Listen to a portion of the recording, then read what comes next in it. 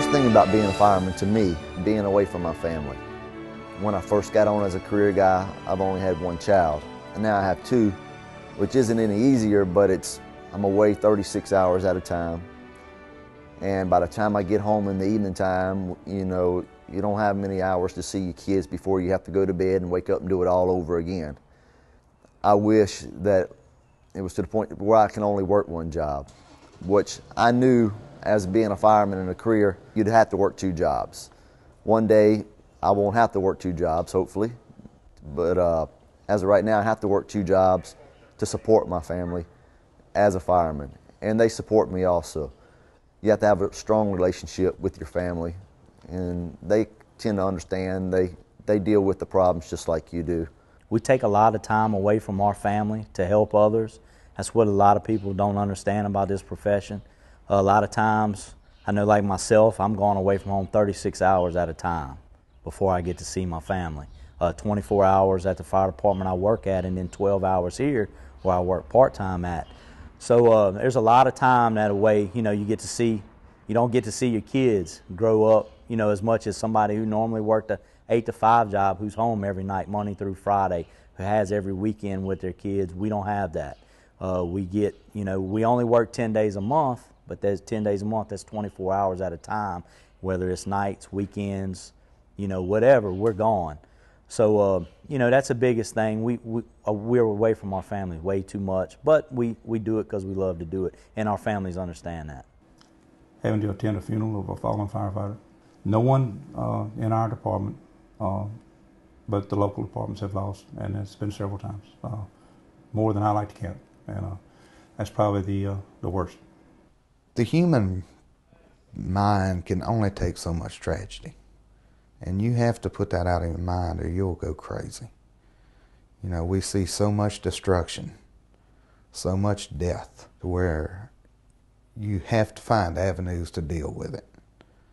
If you don't, you're not going to make it.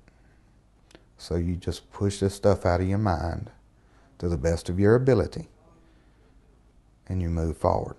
You look for your next call, you don't dwell on your past calls. The only thing we dwell on our past calls is improvement. Where could we have improved? What could we have done differently? Once that's determined, we try and put it out of our minds. I know of a few people, not with this department, that have had issues with that and have had to resign from the fire service. The worst thing about being a fireman, wow, I can answer that very quickly. Having to put up and see all the suffering and the unfortunate loss of life and people losing everything they may have. To have to look at that person in the eyes again and tell them that their loved one just isn't going to make it, or everything they've worked so hard for all their life, they've just lost.